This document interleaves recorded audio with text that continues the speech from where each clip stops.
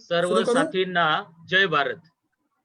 आज आपण अत्यंत महत्वाच्या विषयावर चर्चा करणार आहोत. आपला अभ्यास गट आहे.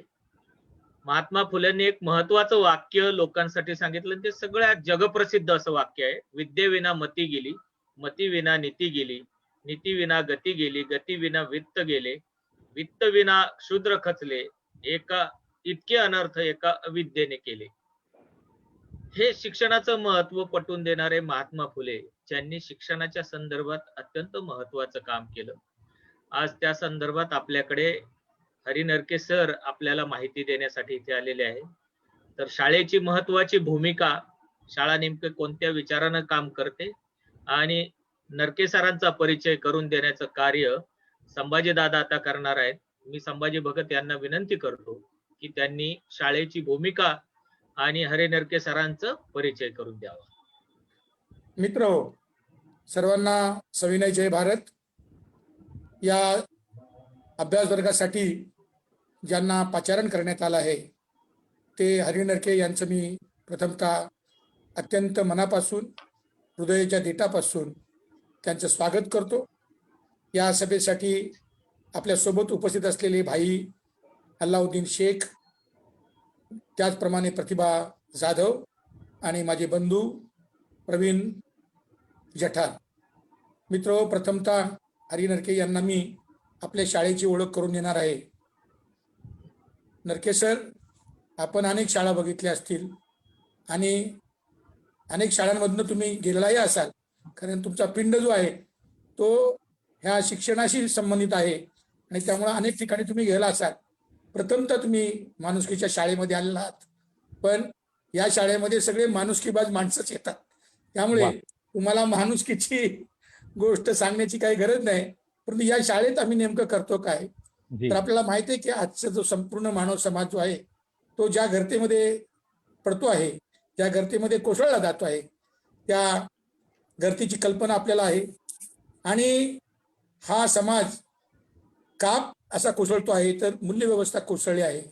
आणि मूल्यव्यवस्था का कोसळली आहे, तर आपलं संपूर्ण आर्थिक सामाजिक जीवन कोसळत आहे. या सगळ्याची जाण व्हावी, लोकांनी आपल्या हातात हात द्यावेत आणि या अशा कठीण प्रसंगातून समग्र मानव जमात ही पुढे निघून जावी, असं उदात्त ध्येय या शाळेच्या उराशी आहे. आम्ही दर रविवारी लहान थोर सगळी लोक जमतो आणि फार मोठ्या चर्चा करत नाही, परंतु मूल्य जावीत अशा गोष्टी, गाणी, अशा प्रकारचे खेळ असं खेळून लहानांपासून थोरांपर्यंत त्यांना मानवी मूल्यांची ओळख करून देणं आणि मानवी मूल्य जे आहेत ती रुजवण्याचं काम, त्याचबरोबर बालकांपासून शिकण्याचं काम, सर्व लहान थोरांपासून शिकण्याचं काम ही शाळा करते आहे. एका अर्थानं अनेक शाळा शिकवणाऱ्या असतात, ही शाळा शिकणारी शाळा आहे. तर या अर्थानं आम्ही ही शाळा चालवतो. मित्रांनो, हरी नरके हे माझे खूप जुने मित्र आहेत, ही पहिली ओळख, आणि घरातले आहेत माझ्या. तर तुम्ही म्हणाल माझ्या घरातले म्हणजे काय, माझ्या जातीचे, धर्माचे वगैरे, तर जात धर्म न मानणाऱ्या अशा एका घराचे आम्ही सगळे भावंड आहोत. हरी नरके हे अशा कुटुंबामध्ये, अशा वैचारिक कुटुंबामध्ये त्यांचा पिंड पोचला आहे की त्यामुळे संपूर्ण जगामधनं त्यांच्या या सगळ्या विचाराला खूप मोठं स्थान आहे. आणि म्हणून देशात आणि परदेशामध्ये 11,000 भाषणं करणारा हा अवलिया आज आपल्या सोबत आहे. महाराष्ट्राला व्याख्यानाची खूप मोठी परंपरा आहे आणि ती परंपरा जी आहे ती हरी नरके यांनी पुढे चालवली आहे. फक्त देशातच नव्हे तर परदेशामध्ये सुद्धा ही सगळी जी भाषणं आहेत ती त्यांनी केली. आता देशांची नावं वगैरे सगळी काय मी वाचत बसत नाही, कारण ती एवढी मोठी लिस्ट आहे.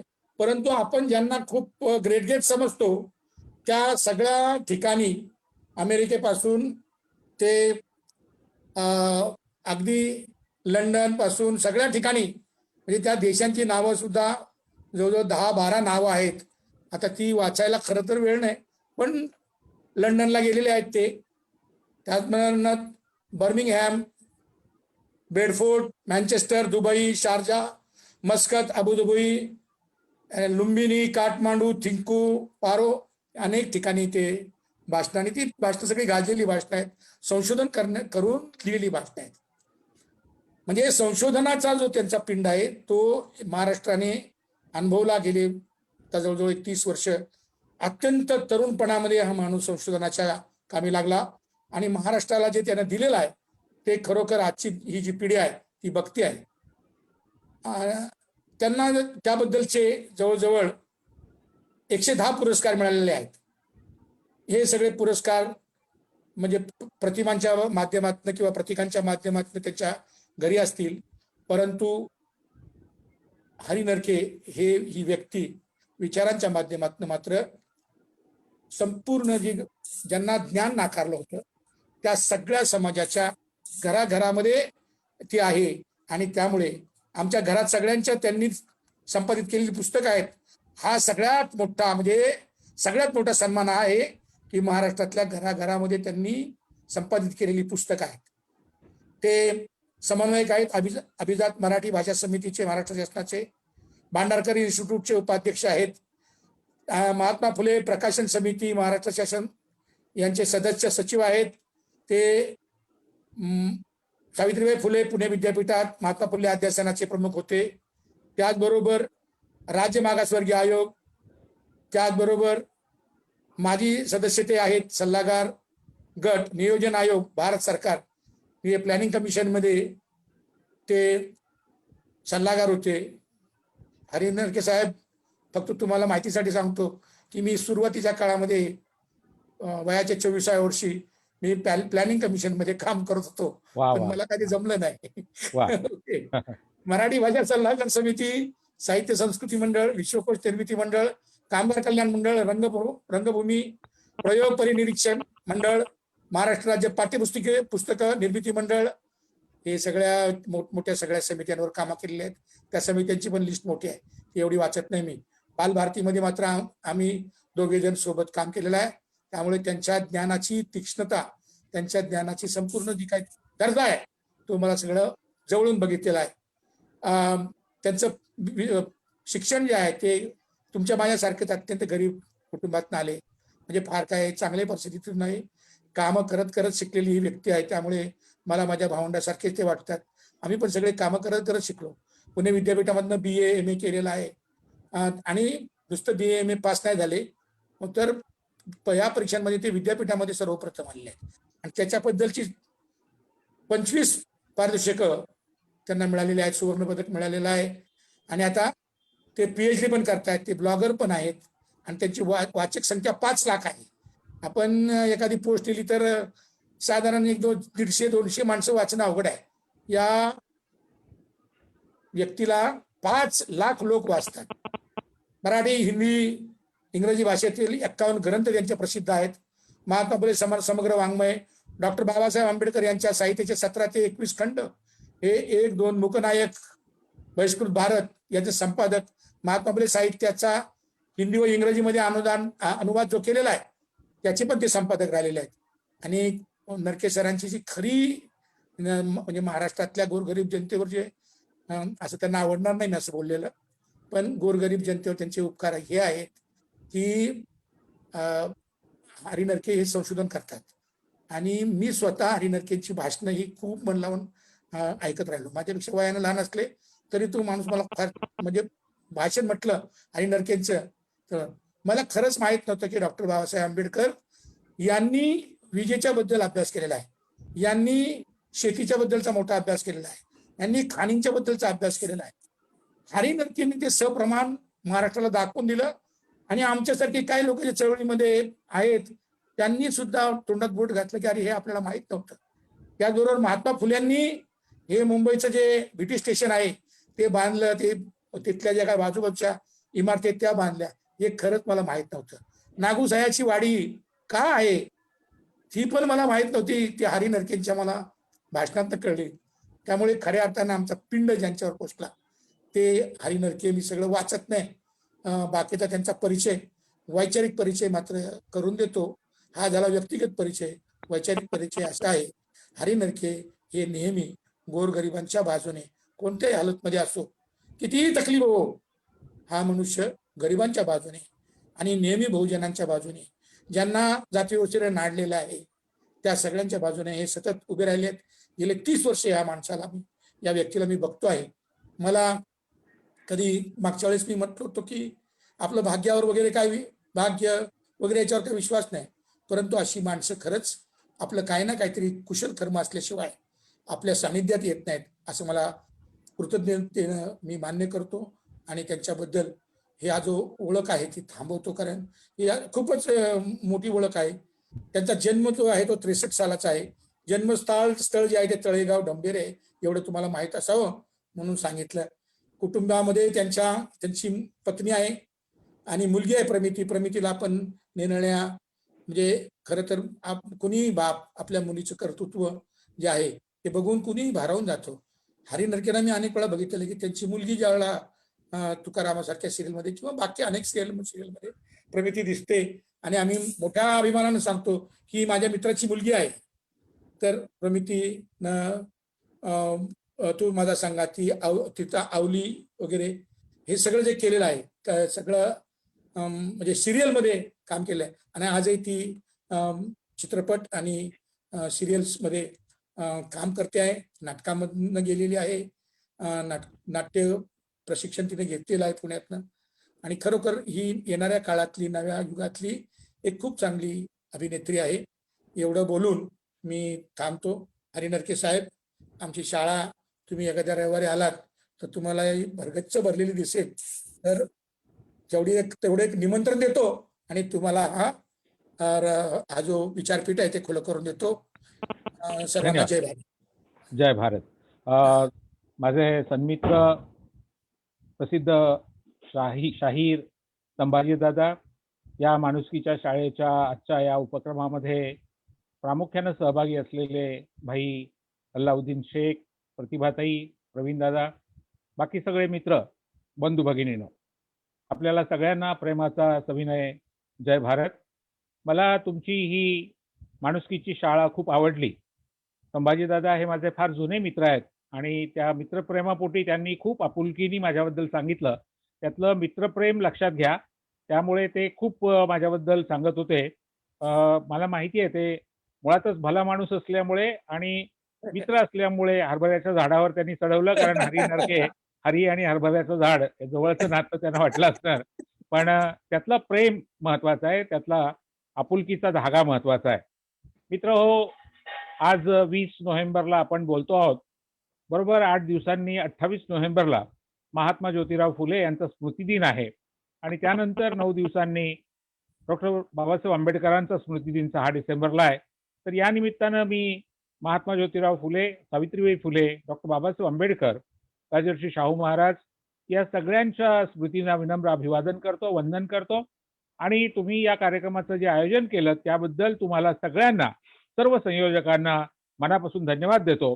दादांनी मला जेव्हा या कार्यक्रमासाठी बोलावण्यासाठी फोन केला तेव्हा ते असं म्हणाले की महात्मा ज्योतिराव फुले यांच्या संबंधी आणि त्यांचं साहित्य वाचलेले आपण सगळे असतो, पण महात्मा फुल्यांनी शाळा काढली या बाजूनी माहितीचा प्रसार होत असतो. थोडक्यात एक प्रकारचे ते एज्युकेशन प्रोव्हायडर होते, शिक्षण पुरवणारे होते, अशा पद्धतीची एक समजूत लोक माणसामध्ये असते. पण त्या पलीकडे जाऊन एक शिक्षण तज्ज्ञ म्हणून महात्मा फुल्यांची नेमकी काय भूमिका होती, त्यांचं काय योगदान होतं आणि ते कागदपत्रांमधनं, ज्याला आपण पुरावी लेखागार आर्काइव्ह्ज म्हणतो, ब्रिटिश सरकारच्या दप्तरामधून काय दस्तावेज आपल्याला दिसतात, त्याच्या आधारे आपण जर आजच्या या तासामध्ये बोलायचा प्रयत्न केला तर त्यातनं महात्मा फुल्यांच्या योगदानाबद्दल आणि प्रामुख्यानं फक्त इतिहास बघण्याऐवजी आज 2020 साली येणारी पुढची 50-100 वर्ष त्यातनं आपल्याला काय मार्गदर्शन मिळेल, रिलेव्हन्स काय असेल, त्याचा प्रस्तुतता त्याची काय असेल, या अंगानं आपण बोलायचा प्रयत्न करणार. मित्र हो, मी सुरुवातीलाच शिक्षण तज्ज्ञ महात्मा फुले असं म्हटल्याबरोबर काही लोकांचे कान टवकारले जाणार की अहो, एकदम शिक्षण तज्ज्ञ कसे काय झाले, त्यांनी काही शाळा वगैरे काढल्या होत्या इथपर्यंत ठीक आहे, पण शिक्षण तज्ज्ञ म्हणजे फार मोठी गोष्ट झाली. तर मी थोर शिक्षण तज्ज्ञ जे.पी. नाईक यांचं एक वाक्य, जे कोठारी कमिशनचा अहवाल आपण सगळेजण जाणतो की उच्च शिक्षणाच्या संदर्भामध्ये कोठारी आयोगाचा अहवाल हा फार मार्गदर्शक मानला जातो. त्या आयोगाचा अहवाल लिहिण्याचं काम जे.पी. नाईकांनी केलं. जे.पी. नाईक हे त्या आयोगाचे सदस्य सचिव होते. कोठारी जरी अध्यक्ष असले तरी सचिव जे.पी. होते आणि जेपींनी त्या आयोगाच्या अहवालातलं जे पहिलं वाक्य लिहिलेलं आहे ते सगळ्या शिक्षकांना, सगळ्या शिक्षण तज्ज्ञांना आणि शिक्षण क्षेत्रातल्या सगळ्या कार्यकर्त्यांना अतिशय मार्गदर्शक आहे. त्यांनी असं म्हटलंय, the destiny of the nation is created in the classrooms of the schools and colleges. शाळा आणि महाविद्यालयांच्या वर्गखोल्यांमध्ये देशाचं भवितव्य घडवलं जातं. गावाकडे आपण नशीब असा शब्द वापरतो. दादा म्हणाले त्याप्रमाणे दैव, भाग्य, नशीब हे शब्द आपण वापरत नाही, पण त्याच्या मागची भावना समजावून घेण्यासाठी आपण गावाकडचा हा शब्द जर आज वापरला तर एक प्रकारे देशाचं नशीब लिहिण्याचं काम, घडवण्याचं काम शाळेच्या वर्गखोल्यांमध्ये होतं. हे जे पी नाईकांनी कोठारी आयोगाच्या अहवालामध्ये पहिलं वाक्य नमूद केलेलं आहे. मला स्वतःला असं वाटतं की महात्मा ज्योतिराव फुले आणि सावित्रीबाई फुले यांची पहिल्यांदा आपण थोडी जर का ओळख करून घ्यायचं ठरवलं, अल्लाउद्दीन शेख सरांनी महात्मा फुल्यांचा विद्येविना मती गेली हा जो अत्यंत प्रसिद्ध आणि त्यातल्या त्या दूरदर्शननी तो खूप लोकांना पोचवलेला असा असल्यामुळे लोकप्रिय झालेला अखंड किंवा ती कविता आहे फुल्यांची, तिचा उल्लेख केला. त्या कवितेमध्ये खरं तर महात्मा फुल्यांचं तत्वज्ञान आलेलं आहे. महात्मा फुल्यांच्या शिक्षणविषयक भूमिकेचा अतिशय उत्तम सारांश त्याच्यात आलेला आहे. पण तरी 3 गोष्टींचा सुरुवातीला उल्लेख करतो. हे खरं आहे की भारतातली पहिली मुलींची शाळा सावित्रीबाईंनी, ज्योतिरावांनी आणि त्यांचे सगळे सहकारी यांनी पुण्यातल्या भिडेवाड्यामध्ये 1848 साली काढली. त्या शाळेला खूप विरोध झाला. सावित्रीबाईंनाही खूप त्रास झाला, त्यांच्या सहकाऱ्यांना त्रास झाला. सनातन्यांनी प्रचंड मोठा दबाव ज्योतिरावांच्या वडिलांवर आणल्यामुळे ज्योतिरावांनी म्हणजे ज्योतिराव सावित्रीबाईंना घर सोडावं लागलं. त्यानंतर उदरनिर्वाहाचा, पोटापाण्याचा प्रश्न निर्माण झाला. मग ज्योतिराव अर्धवेळ स्कॉटिश मिशनच्या शाळेमध्ये शिक्षक म्हणून नोकरी करायला लागले आणि सावित्रीबाई त्या काळामध्ये ट्रेनिंगसाठी, टीचर्स ट्रेनिंगसाठी त्या अहमदनगरला गेल्या आणि तिथे गोवंडे नावाचे जे मित्र होते फुल्यांचे, सावित्रीबाईंचे, त्यांच्याकडे राहून त्या ट्रेनिंग घेऊन परत आल्या. तर सावित्रीबाई फुले या भारतातल्या पहिल्या ट्रेंड टीचर, पहिल्या अधिकृतपणे मुख्याध्यापिका, ब्रिटिश सरकारच्या शिक्षण खात्याच्या अहवालामध्ये त्यांचा उल्लेख ट्रेंड टीचर अँड हेडमिस्ट्रेस असा आहे. त्याचबरोबर सावित्रीबाई आणि ज्योतिरावांनी ज्या शाळा चालवल्या त्या शाळांमधनं काय पद्धतीचं शिक्षण त्यांनी दिलं, कोणता विचार, माणुसकीचा कोणता विचार त्यांनी त्या शिक्षणामधनं पसरवण्याचं काम केलं आणि शिक्षणतज्ञ आपण जेव्हा असं म्हणतो तेव्हा कोणतं तत्वज्ञान शिक्षणाच्या विषयीचं, एज्युकेशन फिलॉसॉफी कोणती त्यांनी मांडली याच्याकडे आपण तपशिलाने जाणार आहोत, बघणार आहोत. फुल्यांच्या आणि सावित्रीबाईंच्या जीवनातल्या इतर अनेक घटनांच्याकडे आज मी जाणार नाही. मी प्रामुख्यानं लक्ष केंद्रित करणार आहे ते शिक्षण आणि शिक्षण तज्ञ या अंगाने त्यांचं जे योगदान आहे त्याच्यावर. सुरुवातीलाच मला सांगितलं पाहिजे की सध्या सोनी मराठी वाहिनीवर संध्याकाळी 7:30 वाजता सावित्री ज्योती नावाची आपली एक मालिका गेली वर्षभर खूप लोकप्रिय आहे आणि तिच्यामध्ये नेमका आम्ही आत्ता जो काही भाग दाखवतो आहोत तो सावित्रीबाई अहमदनगरला गेलेल्या आहेत आणि त्या तिथलं प्रशिक्षण घेऊन तिथला सगळा त्रास आणि तिथल्या अडीअडचणींना तोंड देऊन आता पुण्याला त्या निघालेल्या आहेत. आज त्या पुण्याला येण्याच्यासाठी प्रवास करतील. मुद्दा आहे तो असा की आत्ता मालिकेत सुद्धा आपण हेच नेमकं दाखवतो आहोत आणि तिथे सुद्धा आपण प्रयत्न करतो आहोत की कोट्यवधी लोकांपर्यंत शिक्षण तज्ञ म्हणून ज्योतिरावांचं आणि सावित्रीबाईंचं काम जावं. मी मगाशी म्हणालो तसं एज्युकेशन प्रोव्हायडर, शिक्षण पुरवणारे, हा त्यांचा पहिला रोल तर आहेच. त्यांनी शाळा काढल्या, शिक्षण संस्था स्थापन केल्या. महत्वाची गोष्ट अशी की ब्रिटिश काळामध्ये मंडळीकरण, इन्स्टिट्यूशन्स सुरू करणं आपल्याकडे एक महत्वाचं पाऊल आलं. कारण ब्रिटिश पूर्व भारतामध्ये आपल्याला अशा प्रकारच्या संस्थात्मक जीवनाची फार मोठी पायाभरणी केल्याचं फारसं दिसत नाही.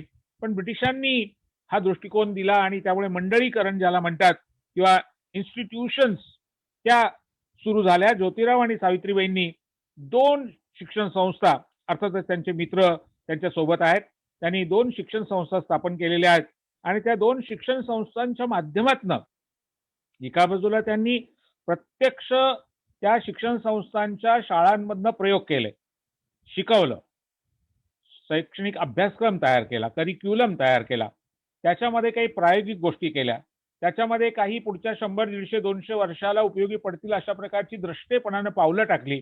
त्याच्याकडे आपण नंतर जाऊ. Native female schools in Pune म्हणजे स्त्रियांच्या मुलींच्या शिक्षणासाठीची पहिली संस्था.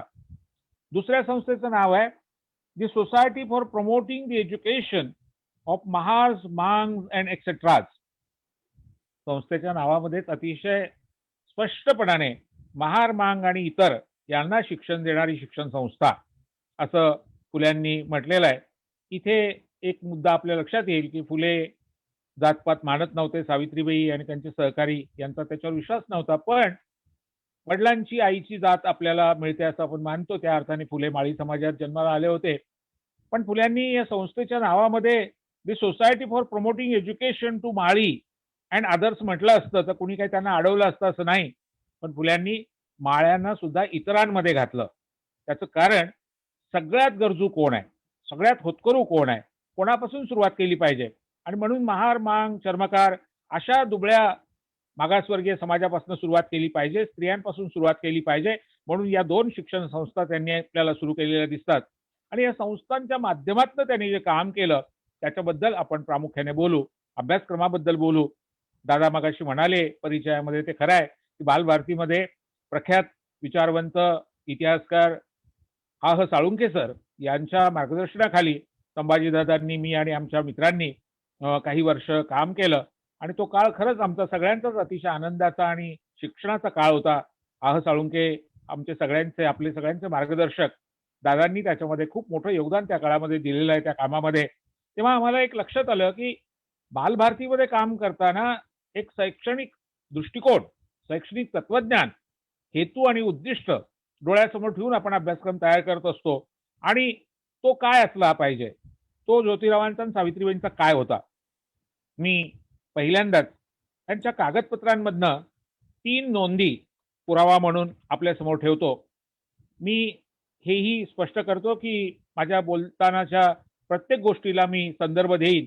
आणि जर बोलण्याच्या ओघात एखादा संदर्भ द्यायचा राहून गेला तर आपण तो महात्मा फुले समग्र वाङ्मय, ज्याचं संपादन मी केलंय, सावित्रीबाई फुले समग्र वाङ्मय, ज्याचं संपादन मी केलंय, आणि सावित्रीबाई आणि ज्योतिरावांच्या विषयीची माझी महात्मा फुले शोधाच्या नव्या वाटापासनं साहित्य आणि चळवळ, गौरव ग्रंथ, चरित्रपर ग्रंथ, असे जे अनेक प्रामुख्यानं आम्ही पाहिलेले महात्मा फुले यासारखे जे ग्रंथ आहेत आणि जे राज्य शासनाने प्रकाशित केलेले आहेत त्याच्यामधले हे पुरावे आहेत. त्यामुळे आपल्याला ते पडताळून बघता येतील. 1852 सालच्या मुंबई प्रांताच्या शिक्षण खात्याच्या अहवालामध्ये असं म्हटलेलं आहे फुल्यांनी, the industrial department should be attached to the schools in which children would learn useful trades and crafts and be able on leaving school to maintain themselves comfortably and independently. बघा नवा विचार. सावित्रीबाई आणि ज्योतिरावांनी आपल्या शिक्षण संस्थांच्या माध्यमातून वयाच्या 6व्या वर्षापासून इंडस्ट्रियल डिपार्टमेंट, औद्योगिक शिक्षण, त्यांनी नुसतं तंत्र शिक्षण नाही म्हटलं, उद्योगाचं शिक्षण. आणि म्हणून त्यांच्या शाळांच्या अनेक परीक्षा या वेगवेगळ्या फॅक्टऱ्यांमध्ये झालेल्या आहेत. अर्थात आज जशा मोठमोठ्या कंपन्या आहेत, फॅक्टऱ्या आहेत, तेवढं स्वरूप नव्हतं. पण माती काम करणारे कुंभार होते, सुतार काम करणारे सुतार होते, सोनार होते, तांबट होते. म्हणजे ही जी आमची 12 बलुतेदार 18 बलुतेदारांची कौशल्य आहेत, ज्याला स्किल्स आपण म्हणतो, क्राफ्ट्स म्हणतो, तर ती कौशल्य आमच्या शिकणाऱ्या प्रत्येक मुलीला आणि प्रत्येक मुलाला आली पाहिजेत. श्रम प्रतिष्ठा, हलकं मानणं, ही वृत्ती अजिबात वाढता कामा नये. आणि म्हणून श्रमप्रधान, कष्ट आणि श्रम यांना याचं मोल जाणून त्याला महत्त्व देऊन शिक्षण संस्थेमध्ये त्यांनी वयाच्या 6व्या वर्षापासून उद्योगाचं शिक्षण, इंडस्ट्रियल डिपार्टमेंट्स बरोबरचं शिक्षण जोडून दिलं. आणि त्याच्यामधनं भारत हा कृषीप्रधान देश आहे तेव्हा शेतीचं महत्त्व, अगदी साधी गोष्ट घ्या, आपल्या आजही अनेक PhD झालेल्या माझ्या प्राध्यापक मित्रांना किंवा शिक्षण क्षेत्रातल्या मान्यवरांना, अधिकाऱ्यांना सुद्धा रब्बी आणि खरीप यातला फरक तुम्ही कधीतरी गमतीत विचारून बघा. संभाजीदादा, तुम्ही उत्तम शिक्षक राहिलेला आहात आणि समाज शिक्षक तर तुम्ही आहातच, त्यामुळे मी हा प्रयोग बऱ्याचदा करून पाहिलाय, तुम्ही करून बघा किंवा केलाय असेल तुम्ही. फार मोठे विचारवंत बोलायला लागले की त्यांना सहज आपण गप्पा मारता मारता विचारायचं की सर, खरीपचा हंगाम नेमका कधी असतो आणि रब्बीचा हंगाम कधी असतो. आणि मी तुम्हाला खात्री देतो की 95% विद्वानांची उत्तरं याच्या बाबतीमधली एकतर चुकीची तरी असतात किंवा त्यांना काहीच माहीत नसतं. शेतीप्रधान देश, ज्या देशामध्ये महात्मा फुलेंच्या काळामध्ये 95% रोजगार शेतीतनं मिळत होता, बाबासाहेब आंबेडकरांच्या काळात सुद्धा 80% रोजगार मिळत होता, आजही 50% पेक्षा जास्त रोजगार शेतीमधनं आपल्या देशाला मिळतो. त्या देशातल्या विद्वानांना कविता लिहिता येतील, भाषणं करता येतील, वैचारिक ग्रंथ लिहिता येतील, ते महत्वाचंच आहे, पण त्यांना कौशल्य आणि त्यातही पुन्हा खरीप, रब्बी आणि महत्वाचं म्हणजे वापसा पेरणी करताना तुम्ही अडाण्यातल्या अडाणी शेतकऱ्याला विचारा, वापसा कशाला म्हणतात. शेतीमध्ये जे काम करणारे आहेत त्यांना पक्क माहिती आहे की पेरणीच्या वेळेला मातीमध्ये जी ओल असते ती जर जास्त असेल तर बी पेरलेलं सडून जातं, वाया जातं. ओल कमी असेल तर बी सुकून जातं, बी उगवत नाही. आणि म्हणून ती ओल जी आहे मातीमधली ती किती असायला पाहिजे, योग्य, ज्याला संतुलित ओल आपण म्हणतो त्याला वापसा म्हणतात. तुम्ही करून बघा, जरूर तुम्ही भल्या भल्या लोकांना वापसा म्हणजे काय असं विचारून बघा, मी तुम्हाला खात्री देतो असंख्य लोकांना याची उत्तर देता येणार नाहीत. तेव्हा महात्मा फुल्यांनी पहिलं शिक्षणाच्या संदर्भातलं तत्वज्ञान म्हणून बेसिक पायाभूत विचार मांडला तो हा की उद्योगांचं आणि शेतीचं शिक्षण हे वयाच्या 6व्या वर्षापासून प्रत्येक मुलीला आणि प्रत्येक मुलाला सक्तीचं असेल, कंपल्सरी असेल. त्यांनी शुड बी असं म्हटलेलं आहे, मे म्हटलेलं नाही. शुड याचा अर्थ असायलाच हवं, मस्ट, कंपल्सरी, मॅन्डेटरी, आणि त्याच्यात पुढे ट्रेड्स आणि क्राफ्ट्स, कौशल्य आणि वेगवेगळ्या प्रकारचं धंदे शिक्षण या मुलामुलींना मिळालं पाहिजे. आणि किती सुंदर विचार आहे बघा, शाळा सोडताना ती मुलगी तो मुलगा कम्फर्टेबली आणि इंडिपेंडेंटली जगू शकले पाहिजेत. कम्फर्टेबल म्हणजे त्याचं पोट भरेल, त्याच्या कुटुंबाला पुरेसं मिळेल, त्याला जेवढं हवं तेवढं आरामात मिळेल, आणि कम्फर्टेबल तो असेल, आनंदी असेल ती व्यक्ती, मुलगी मुलगा कोणी असेल ते, आणि इंडिपेंडंट, स्वावलंबी असतील, स्वतःच्या पायावर उभ्या असतील, दुसऱ्या पुढे हात पसरण्याची त्यांना गरज वाटणार नाही. त्यामुळे ज्योतिरावांनी, सावित्रीबाईंनी आणि त्यांच्या सहकार्यांनी, मी एकदा त्यांची सगळ्यांची प्रामुख्यानं महत्वाच्या लोकांची नावं तुम्हाला सांगतो. सावित्रीबाई आणि ज्योतिरावांनी जे काम केलं त्या शिक्षण संस्थेमध्ये अध्यक्ष म्हणून सदाशिव बल्लाळ गोवंडे यांचं, ते सरकारी अधिकारी होते, त्यांचं फार मोठं योगदान राहिलं. महात्मा फुल्यांचे एक मित्र परांजपे, दुसरे वाळवेकर, लोकहितवादी, यांनीही या कामामध्ये मोठं योगदान दिलं. ज्यांनी आपला वाडा दिला ते भिडे, दुसरी शाळा ज्या चिपळूणकर वाड्यात सुरू झाली ते चिपळूणकर, आणि इतर लोक त्याच्यामध्ये होते.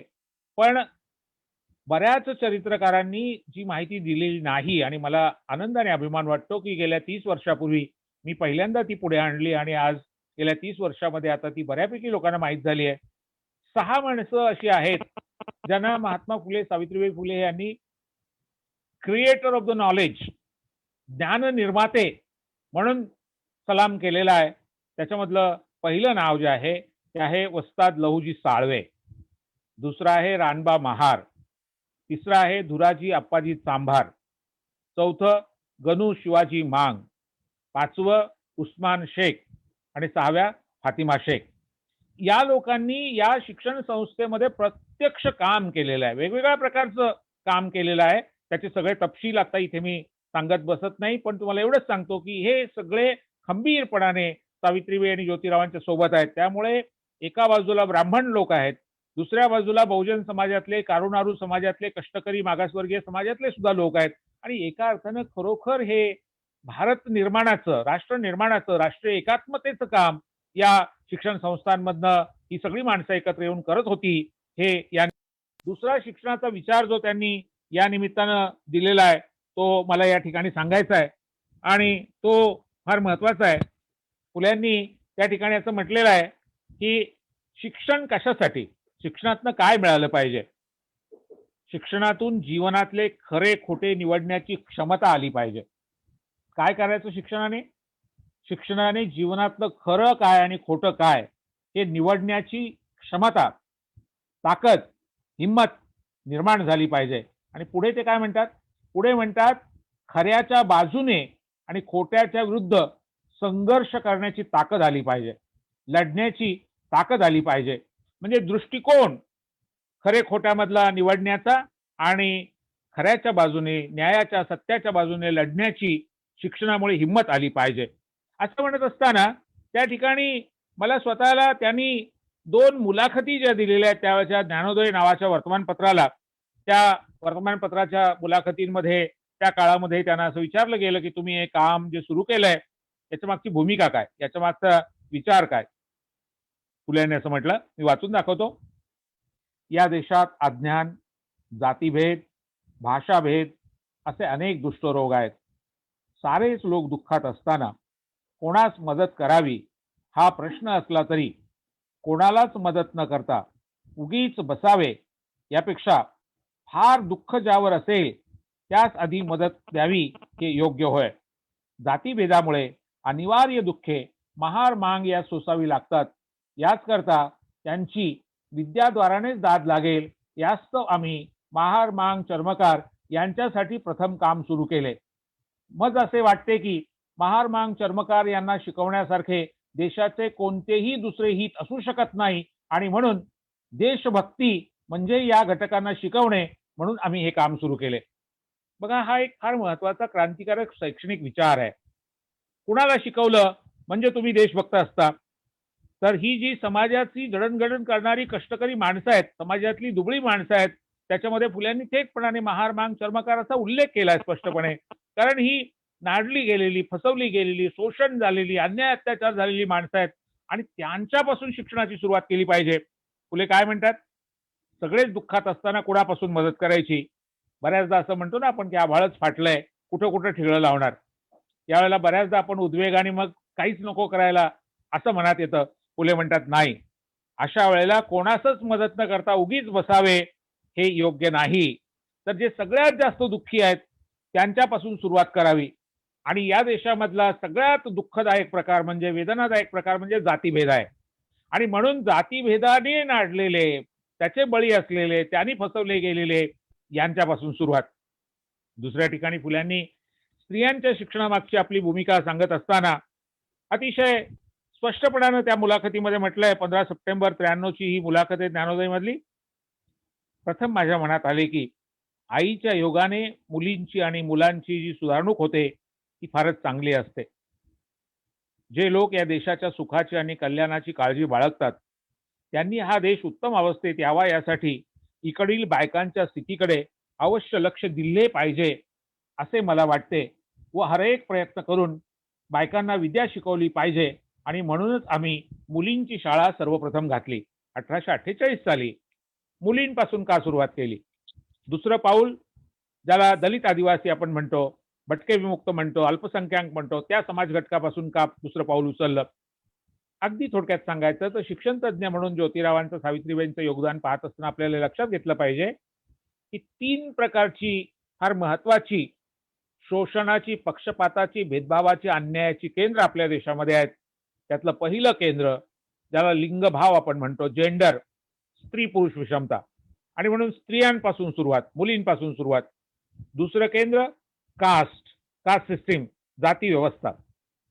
जातीच्या भेदभावामुळे ज्यांच्यावर अन्याय झाला, चातुर्वर्ण व्यवस्थेमुळे, त्या सर्वात तळाशी असलेल्या, पायाशी असलेल्या, दीनदुबळ्या मानल्या गेलेल्या समाज घटनापासून सुरुवात. आणि तिसरं जे विषमतेचं केंद्र आहे ते आहे आर्थिक कारणावरनं गरीब श्रीमंत, क्लास, वर्ग. आणि म्हणून जे गरीब लोक आहेत, कष्टकरी लोक आहेत, घाम गाळणारे, मेहनत करणारे लोक आहेत, कारुणारू, बलुतेदार, अलुतेदार आहेत, त्यांच्यापासून सुरुवात केली पाहिजे. आणि म्हणून लिंगभाव, जात आणि वर्ग या 3 पायांवर ज्योतिराव आणि सावित्रीबाईंनी शिक्षणाच्या माध्यमातून आघात करायचा ठरवला. मला स्वतःला असं वाटतं की ज्या काळामध्ये कार्ल मार्क्स तिकडे युरोपमध्ये आपल्या ग्रंथाची वैचारिक मांडणी करत होते, त्या काळामध्ये 1848 सालीच पुण्यामध्ये सावित्रीबाई आणि ज्योतिराव प्रत्यक्ष या 3 मुद्द्यांवर, लिंगभाव, जातीय विषमता आणि वर्गीय विषमता, एक त्याच्यावर आपल्याला आघात करायचा आहे आणि तो शिक्षणाच्या माध्यमातून करायचा आहे अशी भूमिका घेऊन कामाला सुरुवात करत होते.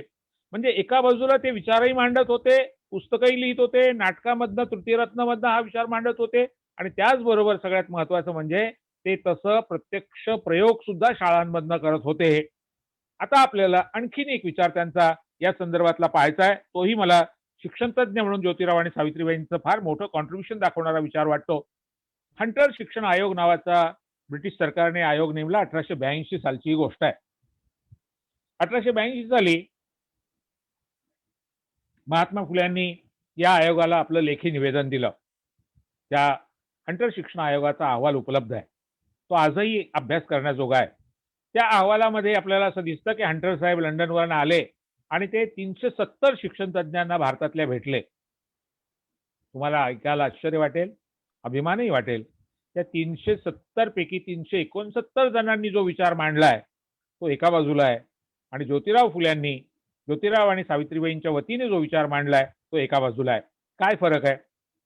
3 वेगळे महत्वाचे मुद्दे आहेत. त्यातला पहिला फरक हा आहे, या 369 लोकांनी फिल्टरेशन थिअरी म्हणजे झिरपण्याचा सिद्धांत, तुम्ही वरच्या वर्गाला शिकवा तिथून ते झिरपत खाली येईल, ही थिअरी शिक्षण क्षेत्रातली मांडली. ज्योतिरावांनी त्याला ठामपणाने विरोध केला आणि ते म्हणाले काही झिरपत नाही, सत्ता झिरपत नाही, संपत्ती झिरपत नाही, ज्ञान झिरपत नाही, वरच्या वरच ते अडकून राहतं आणि म्हणून एज्युकेशन फ्रॉम बिलो, खालून सुरुवात केली पाहिजे. एक फार मोठे जागतिक कीर्तीचे विचारवंत ग्रामची नावाचे, त्यांनी हिस्ट्री फ्रॉम बिलो, खालच्या तळापासून इतिहास लिहिला पाहिजे अशा प्रकारची वैचारिक मांडणी केली. ती जगभर मान्यता पावलेली मांडणी आहे. ज्योतिराव आणि सावित्रीबाईंनी सांगितलं एज्युकेशन फ्रॉम बिलो, खालून सुरुवात केली पाहिजे, तळापासून शिक्षणाची सुरुवात केली पाहिजे. त्यामुळे 369 विचारवंत एका बाजूला आहेत आणि ज्योतिराव आणि सावित्रीबाई एका बाजूला आहेत. नंबर 1. नंबर 2, फक्त भारतातले नाही, संपूर्ण आशिया खंडातले सावित्रीबाई आणि ज्योतिराव हे पहिले शिक्षण तज्ज्ञ आहेत ज्यांनी असं सांगितलं की प्राथमिक शिक्षण, primary education must be free, compulsory and universal. जे बाबासाहेब आंबेडकरांनी भारतीय राज्यघटनेच्या मार्गदर्शक तत्वांमध्ये कलम 45 मध्ये आणलं आणि ते पुढे खरं म्हणजे बाबासाहेबांना फंडामेंटल राईट मध्ये ते आणायचं होतं, मूलभूत अधिकारांमध्ये ते आणायचं होतं, पण तेव्हा ते आणता आलं नाही. पण बाबासाहेबांनी त्या दिशेने पहिलं पाऊल उचललं आणि मग पुढे मार्गदर्शक तत्वामधून आपण फंडामेंटल राईट मध्ये 2010 साली आलो. 2009ला केरळ केसमध्ये सुप्रीम कोर्टाच्या निकालानंतर भारत सरकारने घटनादुरुस्ती केली आणि 1 एप्रिल 2010ला आपण शिक्षण हक्क कायदा आणला, राईट टू एज्युकेशन. 10 वर्ष झाली. मित्रांनो बघा तुम्ही, 1882 आणि 2010, 125 वर्षापेक्षा जास्त आधी ज्योतिराव आणि सावित्रीबाई शिक्षण हा हक्क असला पाहिजे आणि तो फ्री, कंपल्सरी अँड युनिव्हर्सल, सर्वत्र उपलब्ध असलं पाहिजे, सगळ्यांना उपलब्ध असलं पाहिजे, ते मोफत असलं पाहिजे आणि ते सक्तीच असलं पाहिजे.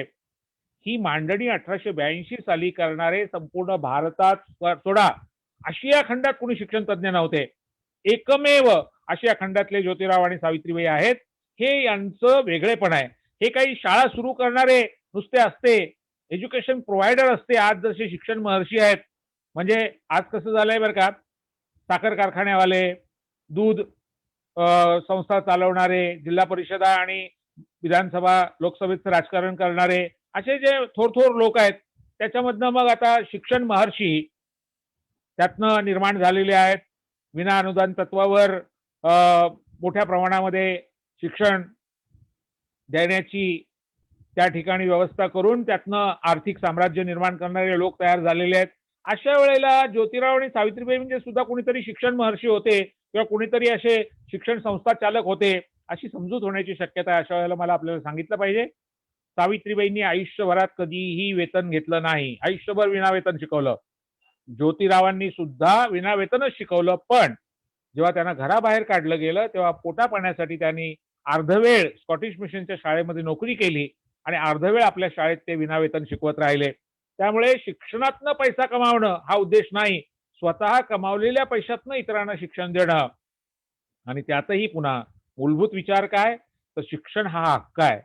शिक्षण सगळ्यांसाठी असलं पाहिजे आणि ते तळापासून असलं पाहिजे. आणि सगळ्यात महत्वाचा तिसरा विचार, ज्ञान नुसतं पुरेसं नाही, नॉलेज अँड स्किल्स. आज आपण जे बोलतो आहोत कौशल्य आणि ज्ञान, आणि म्हणून आम्हाला अभिमान वाटतो की आमच्या सावित्रीबाई फुले पुणे विद्यापीठाच्या गीतामध्ये थोर कवी मंगेश पाडगावकर यांनी आमच्या विद्यापीठाचं गीत लिहिलेलं आहे. त्याच्यामध्ये त्यांनी असं म्हटलंय, पुण्यमयी दे आम्हा अक्षर वरदान, ज्ञान बनो कर्मशील कर्म ज्ञानवान.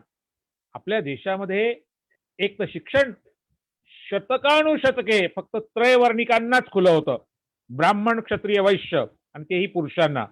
ज्या गुरुकुल शिक्षण पद्धतीचे गोडवे गायले जातात त्या गुरुकुल शिक्षण पद्धतीमध्ये स्त्रिया होत्या का, मुली होत्या का, अस्पृश्यांना जागा होती का, भटक्या विमुक्तांना स्थान होतं का, इतर मागासवर्गीयांना तिथे प्रवेश होता का, त्या ठिकाणी अल्पसंख्याकांना किंवा ज्या कष्टकरी समुदायाला गावकुसा बाहेर राहावं लागतं अशांना जागा होती का?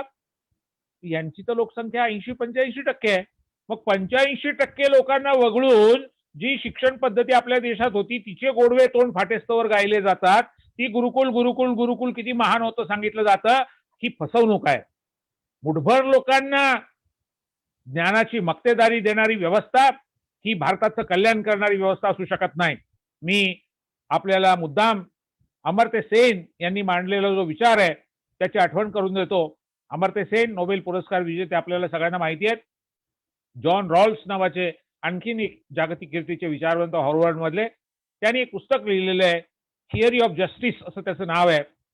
या थिअरी ऑफ जस्टिस मध्ये आणि अमर्त्य सेन यांच्या आयडिया ऑफ जस्टिस या दोन ग्रंथांमध्ये तुम्ही जर वाचलं तर तुमच्या असं लक्षात येईल की हे दोघंही असं सांगतात आपल्याला. आधी जॉन रॉल्सचं सांगतो. जॉन रॉल्स असं म्हणतात की तुम्हाला जर का न्याय हवा असेल, जस्टिस हवा असेल, तर त्याची मूलभूत अट ही आहे की तिथे समता असली पाहिजे आणि तिथे स्वातंत्र्य असलं पाहिजे. ते समीकरण मांडून दाखवतात. समता अधिक स्वातंत्र्य बरोबर न्याय. याच्या उलट काय? ज्या समाजामध्ये समता नाही, ज्या समाजामध्ये स्वातंत्र्य नाही, त्या समाजात न्याय नाही. आणि म्हणून भारतीय समाजाचा आपण विचार केला तर ज्या काळाचे गोडवे गायले जातात त्या काळामध्ये ना स्त्रियांना न्याय होता, ना इथल्या दलित आदिवासींना समतेचं वातावरण मिळत होतं, ना इतर मागासवर्गीयांना समतेचं वातावरण मिळत होतं. मुठभर लोकांच्या कल्याणाचा आणि विशेष अधिकाराचा विचार, ज्याला महात्मा ज्योतिराव फुल्यांनी आणि पुढे बाबासाहेब आंबेडकरांनी कल्चरल अँड कास्ट कॅपिटल म्हटलेलं आहे. हे भांडवल होतं इथल्या 15% लोकांचं सांस्कृतिक आणि जातीय भांडवल, आणि त्या सांस्कृतिक आणि जातीय भांडवलाच्या जोरावर या लाभार्थी लोकांनी या 85% लोकांची पिळवणूक केली. जेव्हा उच्चवर्णीयांच्या गरिबांचे कथा सांगितल्या जातात तेव्हा मी तुम्हाला सांगतो की गरिबी वाईटच, गरिबी कोणाची असली तरी वाईट, पण उच्चवर्णीय गरीब आणि दलित आदिवासी भटके विमुक्त ओबीसी गरीब अल्पसंख्याक गरीब याच्यामध्ये फरक असतो. फरक हा असतो की उच्चवर्णीय कितीही आर्थिकदृष्ट्या गरीब असले तरी त्यांच्याकडे कल्चरल आणि कास्ट कॅपिटल असतं. त्यांना मान सन्मान असतो, त्यांना समाजामध्ये ऍक्सेप्टन्स असतो, त्यांना समाजामध्ये स्वीकृती असते. They are the beneficiaries of the system. आणि इतर समाजामधले गरीब ते जर का जातीय परिभाषेमध्ये, सांस्कृतिक आणि जातीय परिभाषेमध्ये हलचे मानले गेले असतील तर त्यांच्याकडे या प्रकारचं भांडवल नसतं.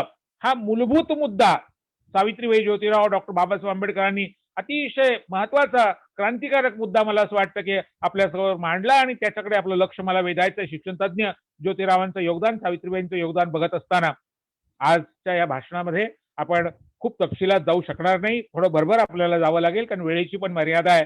आणि संभाजीदादांना माहिती आहे की मी तसा पुण्याचा वक्ता असल्यामुळे माझी ही पद्धत आहे, एकदा बोलावलं की परत बोलावतील अशी व्यवस्था करून निरोप घ्यायचा. कारण आजच सगळं जर सांगितलं तर पुन्हा माणुसकीच्या शाळेमध्ये तुम्ही कशाला बोलवाल मला. दादांनी आधीच निमंत्रण दिलेलं आहे, मी ते स्वीकारलेलं आहे, आनंदाने स्वीकारलेलं आहे. मी नक्की एखाद्या रविवारी येईन, पण बोलण्यासाठी सुद्धा आपण नंतर पुन्हा आणखी तपशिलात जाऊ. आज मात्र मी ठळक ठळक मुद्दे आपल्यासमोर मांडतो. माझं म्हणणं हे होतं की कल्चरल आणि कास्ट कॅपिटल जे आहे ते इथल्या उच्चवर्णीय लाभार्थ्यांना जे मिळालेलं आहे ते या समाजातल्या दुबळ्या मानल्या गेलेल्या स्त्रियांना आणि दलित आदिवासी ओबीसीना मिळालं पाहिजे, अल्पसंख्याकांना मिळालं पाहिजे. यासाठी शिक्षण. ज्योतिराव आणि सावित्रीबाईंच्या म्हणण्यामध्ये, बाबासाहेबांच्या म्हणण्यामध्ये आणि इतरांच्या म्हणण्यामध्ये हा फरक आहे. आणखीन एक मुद्दा, ज्योतिरावांनी तृतीय रत्न नावाचं नाटक लिहिलं. 1855 साली ते प्रकाशित करायचा प्रयत्न त्यांनी केला. 54 सालामध्ये त्याचे प्रयोगही त्यांनी केले. सावित्रीबाईंनी याच काळामध्ये काव्य फुले नावाचा त्यांचा कविता संग्रह प्रकाशित केलेला आहे. या दोन्हींमधनं आणि फुल्यांच्या अखंडांमधनं, कवितांमधनं शिक्षणाच्या बद्दलची जी विचारधारा येते त्यातले 3 ठळक वैशिष्ट्यांकडे मी आपलं लक्ष वेधतो. पहिलं, स्त्री पुरुष सर्व कष्टकरी व्हावे, आनंदे पोसावे कुटुंबाते, नित्य मुली मुला शाळेत धाडावे, अन्नदान द्यावे विद्यार्थ्यास. शाळेत पाठवावं मुलांना मुलींना, कष्ट करून जगावं, श्रम करून जगावं, आनंदानं जगावं आणि आपणही सुखी व्हावं, इतरांनाही सुखी करावं. नित्य मुली मुला शाळेत धाडावे. म्हटलं तर खूप साधा सोपा सुटसुटीत विचार आहे, पण तो खूप महत्वाचा होता, कारण 85% लोक शाळेच्या जगाच्या बाहेर होते. आणि म्हणून या सगळ्यांना शाळेचं जग खुलं करून देणं हे फार महान क्रांतिकारक काम होतं. हे देशभक्तीचं काम होतं. हे खऱ्या अर्थानं भारत निर्माणाचं काम होतं.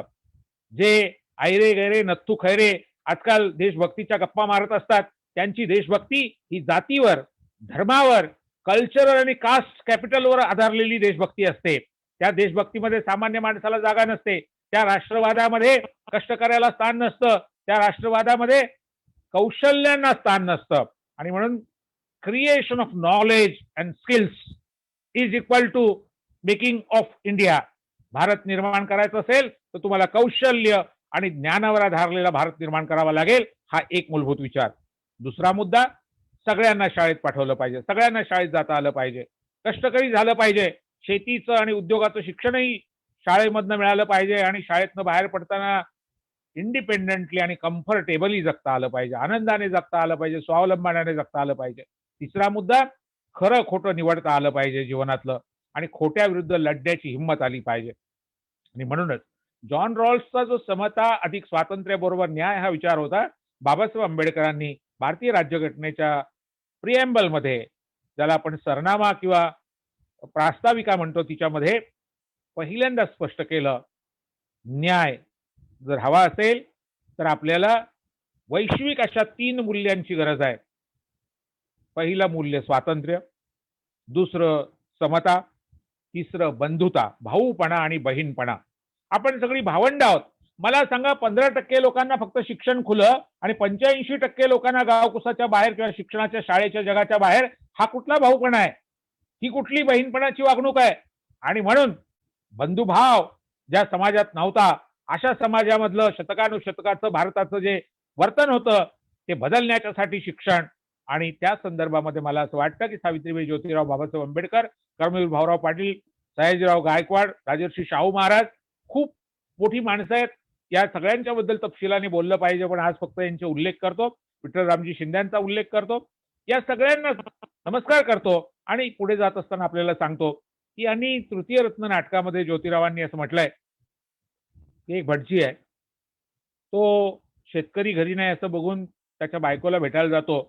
तिच्याकडे तो त्या ठिकाणी दक्षिणा मागतो आणि त्या बाईला ती गरोदर आहे बघितल्यानंतर अतिशय कावेबाजपणाने असं सांगतो की तुला होणाऱ्या मुलाला ग्रहदशा आहे, शनीची पीडा आहे आणि त्यातनं तुझं मूल मरू शकतं. मग ती बाई घाबरते. तिला तो सांगतो की शनीची शांती केली पाहिजे, त्याच्यासाठी यज्ञ केला पाहिजे, त्यासाठी खर्च आहे. बाई नवऱ्याला सांगते आणि पोराच्या जगण्यासाठी, त्याच्या आयुष्यासाठी ते कर्ज काढतात आणि ते शांती वगैरे जे काही करायचं आहे त्यासाठी त्या भटजीला ते पैसे देतात. तो भटजी त्यातनं काहीच करत नाही, फक्त फसवण्याचं काम करतो. हे तृतीय रत्न नाटक आहे. आणि शेवट कुठे आहे नाटकाचा? नाटकाचा शेवट इथे आहे की त्या शेतकऱ्याला कळून चुकतं, त्याच्या बायकोला कळून चुकतं की आपल्याला फसवलं गेलेलं आहे. आपण शिकलो नाही, त्यामुळे आपल्या अडाणीपणाचा फायदा घेऊन या लोकांनी आपल्याला बनवलं आणि म्हणून आजपासून आपण शाळेत गेलं पाहिजे. पण आता वय निघून गेलं शाळेचं. मग नाटकाचा शेवट करताना नायक त्यातला जो आहे शेतकरी, तो म्हणतो, चल लवकर स्वयंपाक कर, आज आपण जेवण करू आणि रात्रीच्या ज्योतिरावांच्या शाळेमध्ये मी जाणार, सावित्रीबाईंनी सुरू केलेल्या रात्रीच्या शाळेमध्ये तू जायचं. ती बाई स्वयंपाक करते, नवऱ्याला वाढते. नवरा म्हणतो, नाही तू पण जेवायला घे. बायको म्हणते, तुम्ही जेवा, मी नंतर जेवते. नवरा म्हणतो, नाही, आजपासून आपण बरोबर जेवणार. रंगमंचावर दोघंही बरोबर जेवतात. नाटकाचा शेवट इथे आहे की दोघंही हातात हात घालून रात्रीच्या शाळेला बाहेर पडतात. शाळा सुरू केल्यानंतर ज्योतिराव सावित्रीबाईंच्या हे लक्षात आलं की मुलांचा मुलींचा अभ्यास घेण्यासाठी घरात सुद्धा शैक्षणिक वातावरण असावं लागतं. आई वडिलांनी सुद्धा अभ्यास घ्यावा लागतो. सगळं शाळेत करता येत नाही आणि म्हणून घरी जे करायचं असतं ते घरी पालक निरक्षर असल्यामुळे करू शकत नाहीत आणि म्हणून घरचाही अभ्यास शाळेत घ्यावा लागतो आणि शाळेचा अभ्यास शाळेत घ्यावा लागतो. यामुळे ओझं वाढतं, बर्डन वाढतं, ताण पडतो आणि म्हणून आई वडील शिकले पाहिजेत, त्यांनाही शिक्षणाचं महत्त्व कळलं पाहिजे. म्हणून प्रौढ साक्षरता अभियान, भारतातलं पहिलं प्रौढ साक्षरता अभियान 1850च्या दशकामध्ये सावित्रीबाई आणि ज्योतिरावांनी सुरू केलं. हे आणखीन एक मुद्दा, आणि तोही महत्वाचा आहे. मुलं शाळेत येतात, मुली शाळेत येतात, परंतु गळतात, ड्रॉप आउट, गळतीचा प्रश्न. सावित्रीबाई आणि ज्योतिरावांनी त्याच्यावर अभ्यास केला. त्यांच्या लक्षात आलं 14 कारणं दिलेली आहेत सावित्रीबाईंनी आणि ज्योतिरावांनी गळतीची, ड्रॉप आउटची. आणि संभाजी दादा, मला सांगायला आनंद आणि अभिमान वाटतो की 2020 साली सुद्धा ही 14च्या 14 कारणं जशीच्या तशी रिलेव्हंट आहेत. 14 कारणं जी आहेत त्या सगळ्यांवर मी आता बोलणार नाही. मी त्यातल्या मोजक्या 4-5 कारणांवर बोलणार आहे. नंतर कधीतरी आपण पुन्हा तपशिलामध्ये जाऊ. वेळेच्या मर्यादेमुळे मी आज त्यातले ठळक ठळक फक्त मुद्दे सांगतो. पहिलं कारण सावित्रीबाई आणि ज्योतिरावांनी दिलंय, घालावयात चिरगुटे मिळत नाहीत आणि पोटात आग पेटलेली असते. गरिबीमुळे कपडे नाहीत घालायला वर्गात बसायला आणि पोटात खायला नाही काही, त्यामुळे आग पेटलेली आहे, कसं लक्ष लागणार. आणि म्हणून सावित्रीबाईंनी आणि ज्योतिरावांनी त्यांच्या सर्व शाळांमध्ये त्यांच्या शिक्षण संस्थेचा नियम केला. त्यांचे जर जमा खर्च पाहिले, त्यांनी प्रत्येक वर्षाचे जमा खर्च शाळेचे शिक्षण संस्थेचे छापून प्रसिद्ध केलेले आहेत, ते उपलब्ध आहेत. त्याच्यामध्ये शिक्षकांचा आणि शिक्षकेतर कर्मचाऱ्यांचा पगार जो आहे त्याच्या 3 ते 4 पट पगार हा गरीब मुलांचा आणि मुलींचा आहे. त्यांनी स्कॉलरशिप किंवा विद्यावेतन म्हटलेलं नाही, त्यांनी सरळ पगार म्हटलेला आहे. गरीब मुलांचा आणि मुलींचा पगार, ज्याला आपण आता विद्यावेतन किंवा स्कॉलरशिप म्हणतो. आणि तो संस्थेच्या जमा खर्चामध्ये शिक्षक आणि शिक्षकेतर कर्मचाऱ्यांच्या पगाराच्या 3 ते 4 पट जास्त आहे. म्हणजे गोरगरीब मुला मुलींना शाळेत येण्याच्यासाठी खायला दिलं पाहिजे आणि कपडे लत्ता, वह्या पुस्तकं, पाट्या पेन्सिली त्यांना दिल्या पाहिजेत. त्यामुळे शैक्षणिक साहित्य, जेवण खाणं आणि कपडा लत्ता याच्यासाठी या गरीब मुला मुलींना पगार दिला पाहिजे. आणखीन एक मुद्दा आहे, गरीबाच्या घरामध्ये मूल जन्माला येतं, ते पाळण्यामधनं थेट शेतात कामाला जातं, बाळुत्यावरनं थेट कामाला जातं. कारण जन्माला येणारं मूल हे कमावणारा हात असतो. आणि म्हणून शेतकरी किंवा मागासवर्गीय समाजामधल्या, दुबळ्या समाजामधल्या घरामध्ये आई वडील मुलीला शाळेत पाठवायला तयार होत नाहीत. अशा वेळेला त्या आई वडिलांना जर असं वाटलं की आपल्या मुलाला, आपल्या मुलीला शाळेत गेल्यानंतर जेवायला खायला मिळणार आहे, कपडे लत्ते मिळणार आहेत, वह्या पुस्तकं मिळणार आहेत आणि शिवाय पगार पण मिळणार आहे, तर उत्पन्नाचं साधन आहे. म्हणून मग आई वडील त्या लोभापोटी तरी मुला मुलींना सुरुवातीला पाठवतात आणि त्यातनं मुला मुलींना एकदा गोडी लागली की मग पुढचं शिक्षणाचं काम सुरू होतं. आज सुद्धा तुम्हाला माहिती आहे, महाराष्ट्रासारख्या प्रागतिक राज्यामध्ये, फुले शाहू आंबेडकरांच्या राज्यामध्ये सुद्धा 1 कोटी मुलं जर पहिलीच्या वर्गात आलेली असतील तर 10वीला साधारणपणे 18 ते 20 लाख टिकलेली असतात, 12वीला 15 ते 16 लाख टिकलेली असतात. आणि याचप्रमाणे आपण BA, BSc, BCom, इंजिनिअरिंग, मेडिकलची पदवी किंवा अन्य पदव्या, पदव्युत्तर पदव्या आणि PhD असं जर बघितलं तर या 18-20 लाखामधले 1 लाख सुद्धा शिल्लक राहत नाहीत, सर्वोच्च शिक्षणापर्यंत पोहोचत नाहीत. ही गळती, हा ड्रॉपआउट. आणि म्हणून सावित्रीबाई आणि ज्योतिरावांनी एका बाजूला आई वडिलांना शिक्षण देणं, दुसऱ्या बाजूला त्यांना पगार देणं, आणि तिसरी एक आणखीन महत्वाची गोष्ट केली आणि ती मला फार मोलाची वाटते. आजकाल तो शब्द आता फार गुळमुळीत झालाय. हंटर शिक्षण आयोगाच्या अहवालामध्ये फुल्यांनी तो वापरला होता पहिल्यांदा, तेव्हा त्या शब्दाला ताकद होती, त्याला वजन होतं, त्याला धार होती. फुल्यांनी असं म्हटलं होतं की अभ्यासक्रम ठरवताना बहुजन समाजाला शिक्षणाची गोडी लागेल अशा प्रकारचे अभ्यासक्रम ठरवले पाहिजेत. त्यांना कंटाळा येईल, त्यांच्या डोक्यावरनं जाईल, त्यांना समजणार नाही असं पोटपंचीचं शिक्षण नाही देता कामा. आणि म्हणून गोडी लागेल असं शिक्षण, आणि सगळ्यात महत्वाचं म्हणजे अभ्यासक्रमाची आमूलाग्र पुनर्रचना. आमूलाग्र हा शब्द त्यांनी पहिल्यांदा वापरला होता. आता तर काय, आता शिक्षण मंत्री पण सहज म्हणतात, शिक्षण मंत्री सुद्धा राज्याचे, देशाचे सरळ असं म्हणून टाकतात, आमूलाग्र पुनर्रचना झाली पाहिजे आहे. आता ती कोणी करायची असते माहित नाही, आणि शिक्षण मंत्री असं म्हणायला लागल्यावर कोणी करायची असते माहित नाही. मुद्दा आहे तो असा की आता तो थट्टेचा शब्द झालाय आमूलाग्र पुनर्रचना, पण आमूलचूल परिवर्तन, तळापासून शेवटपर्यंतचं परिवर्तन असं म्हणताना क्रांतिकारकता, त्यातली दगदगीतपणा, त्यातला जो ज्वलंतपणा आहे, त्यातली संवेदनशीलता आहे, याच्याकडे ते लक्ष वेधतायत. आणखीन एक गोष्ट ते करतायत, ते असं म्हणतायत की पालक जेव्हा पहिल्या दुसऱ्या पिढीत शिकवत असतात तेव्हा त्यांना आपल्या मुलीला शिकून काय फायदा होणार आहे असा एक प्रश्न पडलेला असतो. आजही रोजगारासाठी शिक्षण असं फार मोठ्या प्रमाणात पालक बघतात. ते चूक आहे का बरोबर आहे, शिक्षण तज्ज्ञ म्हणून काय, त्याच्यावर मी आता इथे चर्चा नाही करणार. साधा मुद्दा आहे, या देशातल्या सर्वसामान्य माणसाचा रोकडा प्रश्न आहे. मुलगा शिकल्यानंतर, मुलगी शिकल्यानंतर त्यांना काम मिळणार आहे का ते रिकाम टेकडे राहणार आहेत, ते बेकार राहणार आहेत. आणि बेकारी जर असेल तर मग कशाला शिकवायचं. मी एक फार छान अनुभव माझा सांगतो. ज्या काळामध्ये भालचंद्र फडके सर पुणे विद्यापीठामध्ये, म्हणजे आत्ताच्या सावित्रीबाई फुले पुणे विद्यापीठामध्ये दूरस्थ शिक्षण, डिस्टन्स एज्युकेशनचं काम बघायचे, त्या काळामध्ये एका प्रौढ साक्षरता वर्गामध्ये ते आम्हाला घेऊन गेले होते. आणि तिथे एक आजी असं अक्षरं गिरवत होत्या. चांगला 80 वगैरे वर्षाचं वय असेल. सरांना खूप कौतुक वाटलं आणि सरांनी मोठ्या प्रेमाने त्यांना विचारलं, काय आजी मग येता का लिहिता? त्या म्हणल्या हो. म्हणाले वाचून दाखवा बरं, फळ्यावर काय लिहिलंय. आजींनी ते फळांची नावं लिहिली होती, ती सगळी वाचून दाखवली. आणि काजू या शब्दाजवळ आजी आल्या आणि थांबल्या आणि म्हणाल्या, साहेब तुम्ही पुण्यावरनं आले, तुम्ही फार मोठे साहेब दिसता. मला हा प्रश्न पडलाय की काजू हा एक शब्द आहे का दोन शब्द आहेत? भालचंद्र फडके सर म्हणाले, अहो ते कोकणात गोव्यामध्ये काजू असतो, खूप पौष्टिक असतो, फार महाग असतो तो, तर तो एक शब्द आहे काजू. त्या म्हणल्या, साहेब दोन शब्द नाही होऊ शकत का? का हा प्रश्न म्हणून तुम्ही त्याच्याकडे बघा. हे असं का, असं विचारायला शिका. शिक्षणाने तुम्हाला का असं विचारायला शिकवलं पाहिजे, ती दृष्टी दिली पाहिजे, ती हिंमत दिली पाहिजे. आणि जर तुम्ही का विचारलंच नाही तर गुलामगिरीचं जू तुमच्या खांद्यावर बसतं. हा दुसरा शब्द आहे जू, गुलामगिरीचं जू. ऐश्वर्य पाटेकर नावाचे आमचे एक मित्र आहेत, त्यांचं जू नावाचं आत्मचरित्र आहे, फार चांगलं पुस्तक आहे, जरूर तुम्ही सगळ्यांनी वाचलं पाहिजे.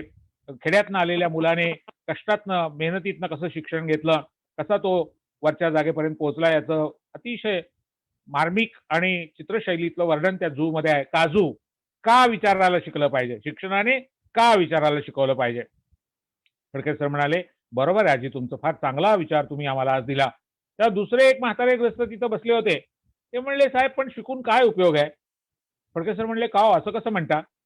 नाही म्हणले, काय आहे बघा, आजकालची मुलं थोडं शिकली की पहिलं काम सोडतात. त्यांना हात काळा करायची लाज वाटते, घाम गाळायची लाज वाटते.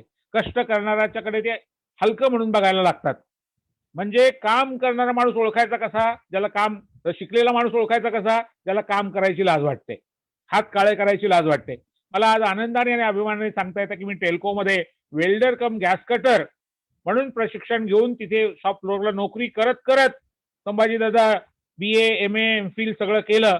आणि त्यामुळे पुढे शिक्षक प्राध्यापक म्हणून काम करताना मी कायम असा विचार मनात ठेवला की समजा उद्या काही कारणाने शाळा, कॉलेजेस, विद्यापीठं बंद झाली तरी आपल्या हातामध्ये वेल्डिंगचं कौशल्य आहे. वेल्डिंगला मरण नाही, जग जोपर्यंत आहे तोपर्यंत वेल्डिंग जिंदाबाद. त्यामुळे हातात कौशल्य असल्यामुळे आत्मविश्वास येतो.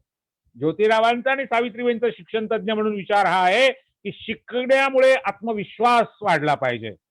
तुम्हाला जगाशी ताठ मानेनं बोलता आलं पाहिजे, तुमची हिंमत वाढली पाहिजे, पण तुम्ही कामापासून तुटता कामा नये. म्हणून कौशल्यांचं शिक्षण, शेतीचं शिक्षण. ते गृहस्थ पुढे असं म्हणाले की साहेब, जी माणसं शिकतात ती पहिल्यांदा काम सोडतात, आणखी थोडी शिकतात ती गाव सोडतात, आणि आणखीन जास्त शिकतात ती देशच सोडतात. जो शिकला तो हुकला. काय करायचं म्हणले शिकून? आता हा विचार हा त्या अडाणी माणसाचा विचार आहे, त्याच्या व्यावहारिक शानपणातून आलेला विचार आहे. पण आपण असं दुसऱ्या टोकाचा विचार करून चालणार नाही. आजच्या शिक्षण पद्धतीमध्ये जरूर काही दोष आहेत, उणिवा आहेत, त्रुटी आहेत, वैगुण्य आहेत, ती दूर करायला पाहिजेत. पण महत्वाची गोष्ट अशी आहे की आपल्या देशाचं शैक्षणिक चित्र ज्योतिरावांनी, सावित्रीबाईंनी, बाबासाहेबांनी जे पाहिलं होतं, जे स्वप्न पाहिलं होतं, त्याच्यामधलं मी असं म्हणालो की गळतीचा प्रश्न. कोणाची गळती होते हो? तुम्ही बघा, 15% मधल्या किती लोकांची गळती होते आणि 85 मधल्या कितींची गळती होते? परत तुमच्या समोर थेटपणाने उत्तर येईल. सर्वात जास्त गळती आदिवासी मुलींची होते, सर्वात जास्त गळती आजही होते, 2020 साली पण होते. आणि म्हणून गळतीच्या प्रश्नावर अभ्यासक्रम गोडी लावणारे, उपयुक्तता असलेले, पण त्याचबरोबर दृष्टिकोन देणारे. नुसतं उपयुक्तता एके उपयुक्तता नाही, कम्फर्टेबली अँड इंडिपेंडेंटली जगता आलं पाहिजे. आणि म्हणून मला स्वतःला असं वाटतं की सावित्रीबाई, ज्योतिरावांनी शिक्षण तज्ञ म्हणून शिक्षणाचा असा जो चारी बाजूंनी विचार केला आणि त्या दृष्टिकोनातनं आखणी केली, अभ्यासक्रम तयार केले, ते राबवले, ते अंमलात आणले. पुढच्या काळामध्ये आचार्य अत्र्यांनी त्याच्यामधनं काही गोष्टी घेतल्या, त्याचा त्यांनी उपयोगही करून घेतला. त्यांच्या शिक्षक असण्याच्या, मुख्याध्यापक असण्याच्या काळामध्ये इतरही मंडळींचं, कर्मवीर भाऊराव पाटलांचं विशेषतः या ठिकाणी योगदान मला सांगितलं पाहिजे. कर्मवीर भाऊराव पाटील हे सत्यशोधक, महात्मा फुलेंच्या चळवळीतले एक अत्यंत अग्रगण्य लढाऊ कार्यकर्ते, आणि म्हणून मला स्वतःला प्रबोधनकार ठाकरे असतील, केशवराव विचारे, सत्यशोधक केशवराव विचारे असतील, किंवा कर्मवीर भाऊराव पाटील असतील, तिकडे विदर्भामध्ये पंजाबराव देशमुख असतील, या सगळ्या मंडळींचं योगदान जे आहे ते योगदान कुठेतरी सत्यशोधक चळवळीबरोबर जोडलं गेलेलं योगदान आहे, आणि म्हणून ते महत्वाचं वाटतं. मित्र हो, वेळेची मर्यादा लक्षात घेता मी फक्त 2 गोष्टींचा उल्लेख करून आजच्या पुरतं इथे थांबतो. पुन्हा उल्लेख करतो की या सगळ्यांचा विस्तार जो आहे तो आपण कदाचित पुन्हा कधी संधी मिळाली तर करू. आज मात्र फक्त 2 गोष्टींचा उल्लेख करतो. महात्मा फुले यांच्या आणि सावित्रीबाईंच्या पहिल्या शाळेची परीक्षा जेव्हा झाली, त्याचं रिपोर्टिंग शिक्षण खात्याच्या अहवालामध्ये आहे, आणि ते फार आजही 2020 साली वाचताना प्रेरणा देणार आहे. त्यांनी असं म्हटलंय एज्युकेशन डिपार्टमेंटने आपल्या रिपोर्टमध्ये की पुणा कॉलेजच्या प्रांगणामध्ये, म्हणजे आत्ताचा जो विश्रामबाग वाडा आहे तिथे पुणा कॉलेज होतं, म्हणजे चितळ्यांचं जिथं मिठाईचं दुकान आहे पुण्यातलं तिथं, तुळशीबागेच्या जवळ, तिथं ही परीक्षा होती मुलींची. ब्रिटिश अधिकारी उपस्थित होते, पुण्यातले माननीय सगळे उपस्थित होते, मान्यवर सगळे शेठ, सावकार, सरदार, दरकदार, त्यांनाही बोलवलेलं होतं.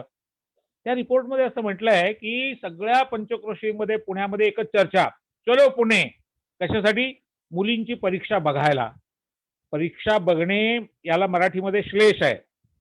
मुलींना परीक्षा आजही द्यावी लागते, सार्वजनिक जीवनातही द्यावी लागते, शाळेत द्यावी लागते, ती वेगळी. इथला जो श्लेष आहे तो आहे सरळ सरळ परीक्षा मुली कशा देतात हे बघणं, परीक्षा बघणे. ते बघायला लोक आले होते, त्यामुळे सगळ्या पुण्यात आणि पंचक्रोशीमध्ये चलो पुणे, परीक्षा बघायला मुलींची. आणि रिपोर्टमध्ये असं म्हटलंय 3000 लोक जमले होते त्या पुणे कॉलेजच्या प्रांगणामध्ये, आणि बाहेर रस्त्यावर त्याहून जास्त लोक होते. आणि पोलीस खात्याच्या अहवालातलं वाक्य संभाजीदादा असं आहे, एवढी गर्दी पुणे शहरात यापूर्वी कधीही जमली नव्हती. 1850च्या दशकामध्ये पुणे शहरातली सर्वाधिक गर्दी, कारण मुलींची परीक्षा कधी झालीच नाही ना. मुली कशी उत्तरं देतात, मुलींना काय प्रश्न विचारले जातात, मुली कशा परीक्षाला सामोऱ्या जातात. 6 वर्षाच्या या चिमुरड्या पोरींनी परीक्षा दिल्या, आणि मुक्ता नावाच्या एका मुलीचा पहिला नंबर आला. तिला बक्षीस घ्यायला स्टेजवर बोलावलं. कलेक्टरच्या बायकोने तिला एक बॉक्स दिला. त्या मुलीने, तिलाही माहित नव्हतं, तिने विचारलं सरळ, या बॉक्समध्ये काय आहे? सावित्रीबाई म्हणाल्या, बेटा याच्यामध्ये खाऊ, खेळणी, कपडे आहेत. ती मुलगी इंग्रजीमध्ये म्हणाली, असं शिक्षण खात्याचे रिपोर्ट. मी हे कथा कादंबरीतलं, सिनेमातलं, नाटकातलं, मालिकेतलं सांगत नाही. आता आमच्या मालिकेत हे येईल, पण ते अधिकृत आहे म्हणून येईल. अधिकृत रिपोर्टमध्ये असं आहे, ती मुलगी म्हणाली, honourable sir, honourable madam, please don't give us prizes, give us a school library. मला शाळेचं ग्रंथालय पाहिजे, मला खाऊ, खेळणी, कपडे नकोत.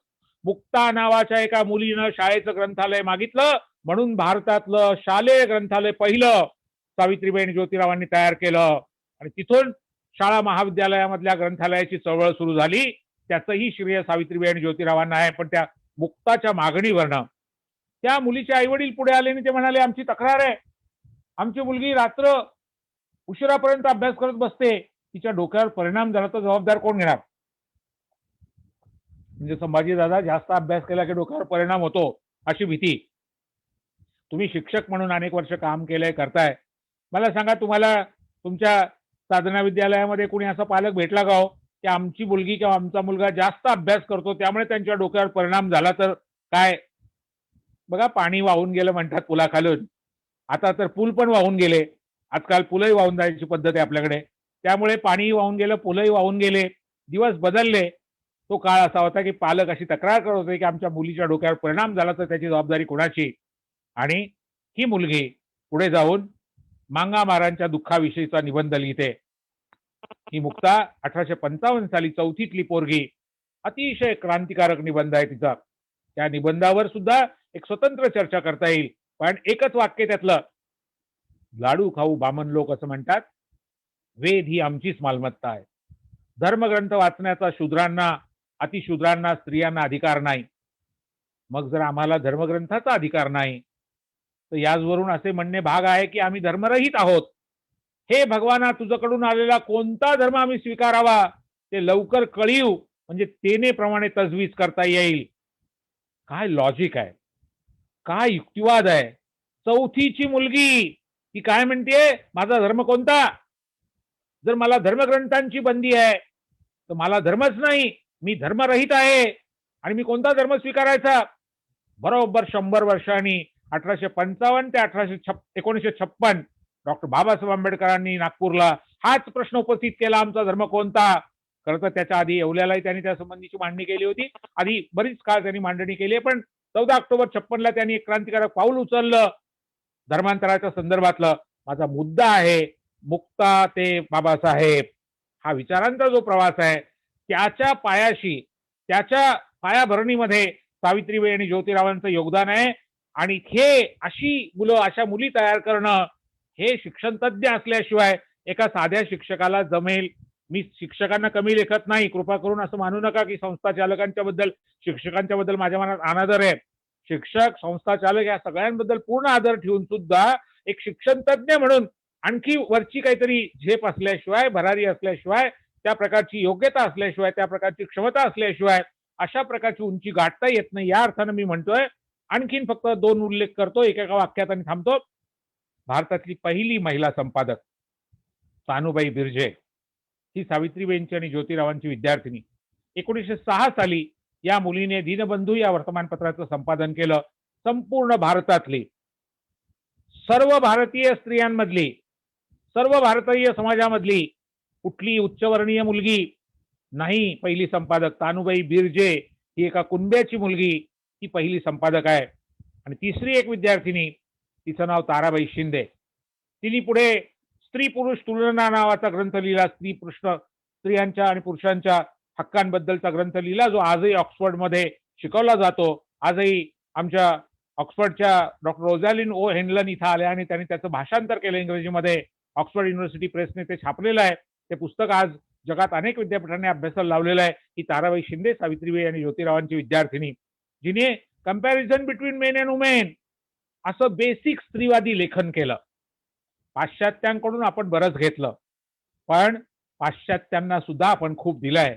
आणि असा मूलभूत विचार मुक्ता साळवे असेल, तानुबाई बिर्जे असेल, ताराबाई शिंदे असेल, या सगळ्या मुलींनी केला. आणि खरं म्हणजे आणखीन खूप नावं आहेत.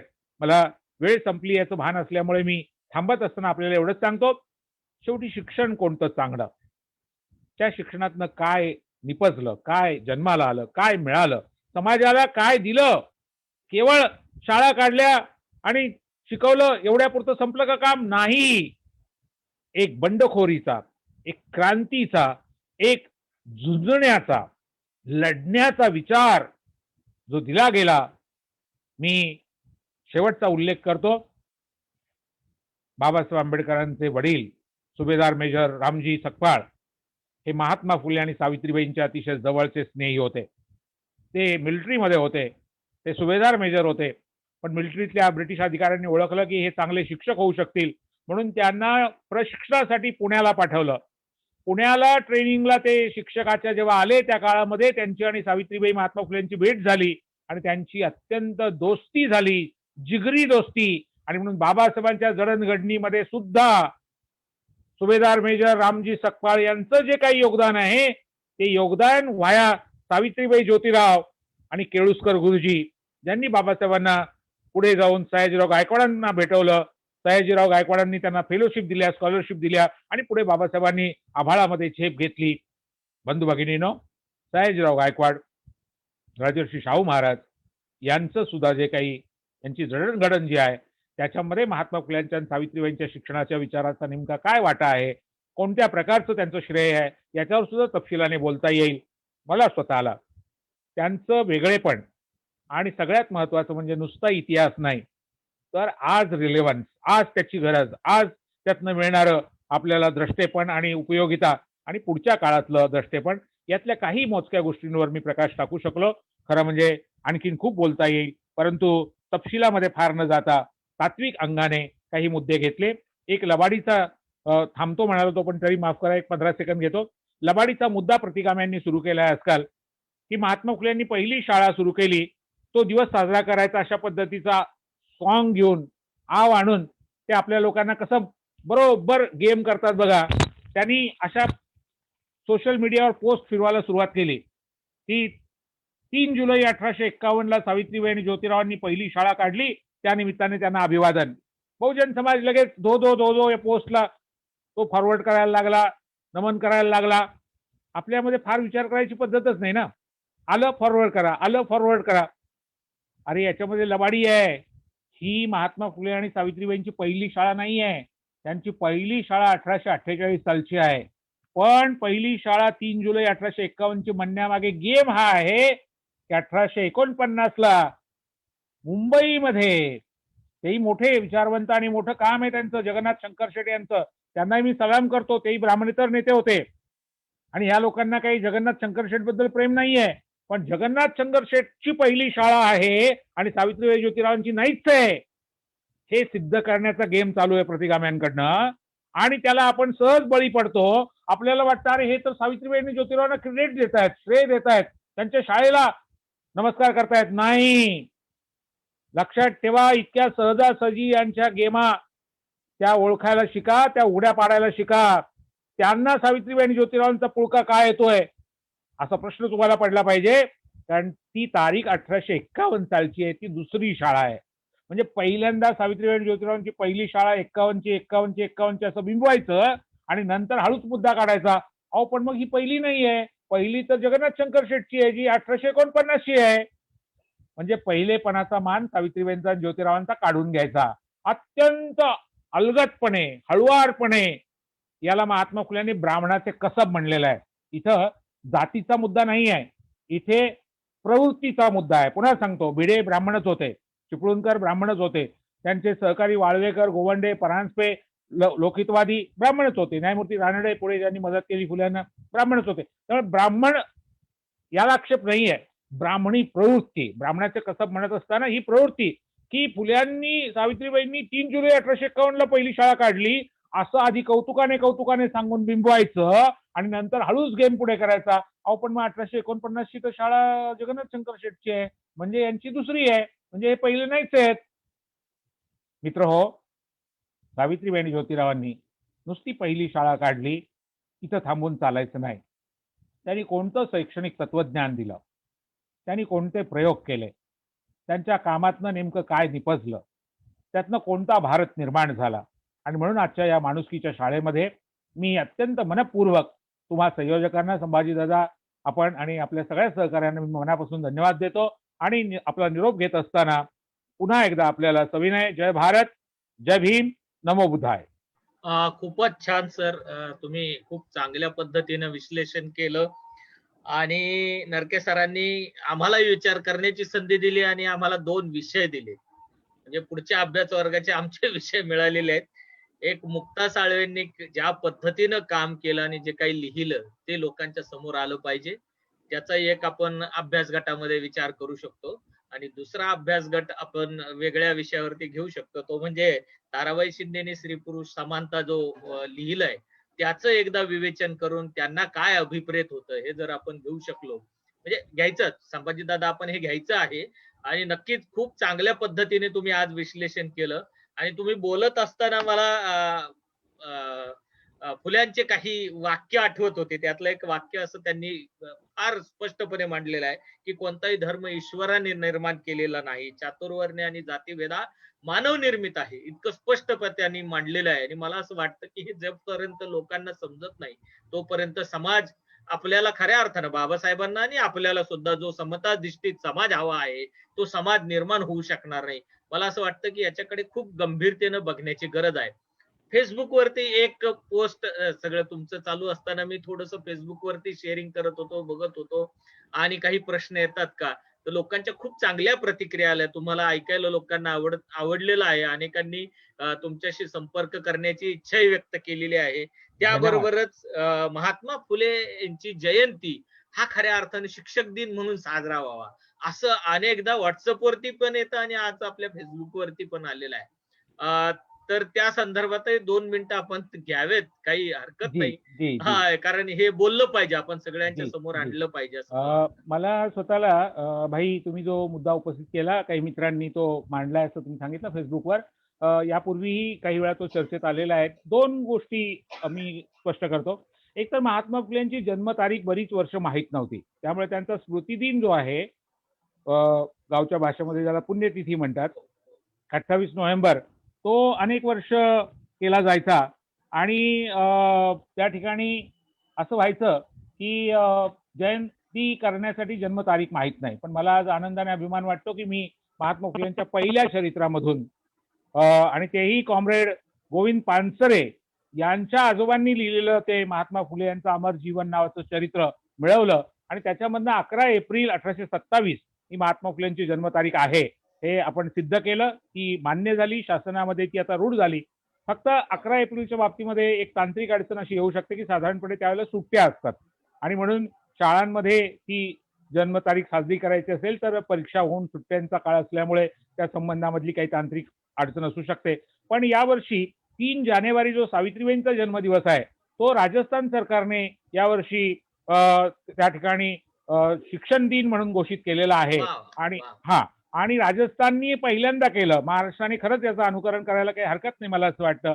कारण ज्योतिराव आणि सावित्रीबाई सतत बरोबर होते आणि अनेक बाबतीत सावित्रीबाई नेत्या पण होत्या ज्योतिरावांच्या आणि त्यामुळे मला स्वतःला ज्योतिरावांच्या जयंतीला किंवा पुण्यतिथीला झालं तर काही विरोध नाही. पण तांत्रिक गोष्टी पण आपण विचारात घेतल्या पाहिजे. ते 11 एप्रिलला सुट्टी असते ते लक्षात घेता 3 जानेवारी हा काळ असा आहे की त्यावेळेला गॅदरिंग आणि बाकी सगळं असं चालू असतं आणि तो उत्साहाचा काळ असतो शिक्षणाच्या शाळांमधला कॉलेजेसमधला.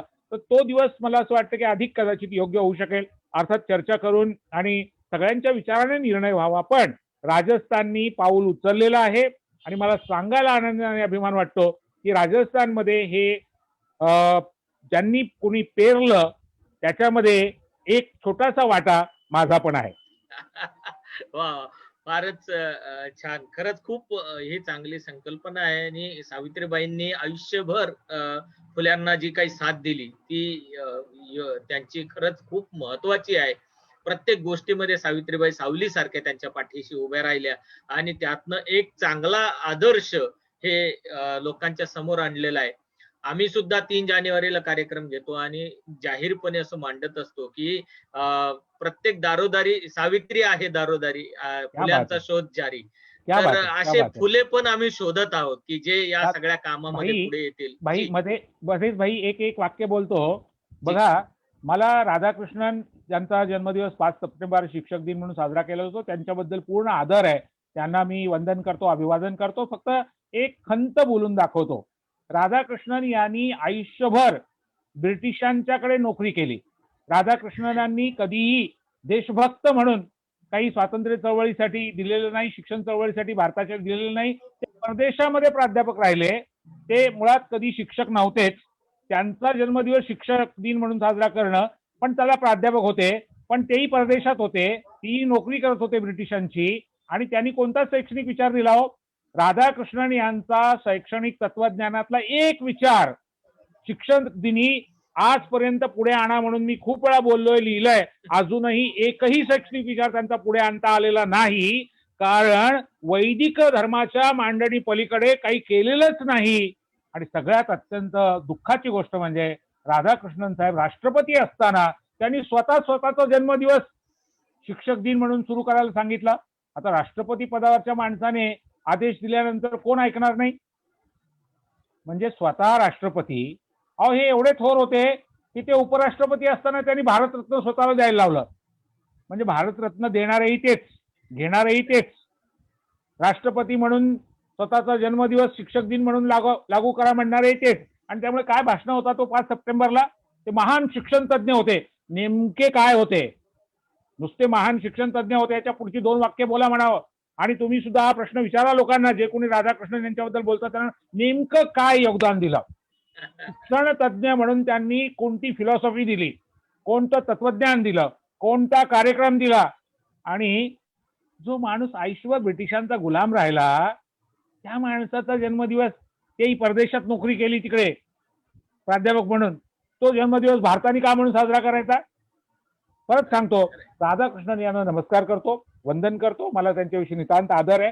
त्यांच्याबद्दल काही उणं बोललं गेलं असेल तर त्याबद्दल क्षमा व्यक्त करतो, दिलगिरी व्यक्त करतो. मला त्यांच्याबद्दल आदर आहे हे पुन्हा एकदा अधोरेखित करतो. पण मला पडलेल्या प्रश्नाचं उत्तर कुणीही द्यावं. राधाकृष्णन यांनी भारताच्या शिक्षण व्यवस्थेला कोणता नवा सिद्धांत दिला, कोणता नवा विचार दिला, कोणता नवा प्रयोग केला, शिक्षकांना नेमकं काय प्रेरणा देण्याचं काम त्यांनी केलं, याचं एक उदाहरण पुढे आणावं एवढीच मी विनंती करतो. ते उच्चवर्णीय होते म्हणून ते सर्व गुण संपन्न होते असं मानणारा देश आहे, जग आहे, समाज आहे. माझा फक्त प्रश्न एवढाच आहे की सर्व गुण संपन्न असतील नसतील, एक गुण तर सांगा जरा. धन्यवाद. सर, अगदी स्पष्ट आणि परखड मांडणी, आणि ज्याची आज समाजाला गरज आहे.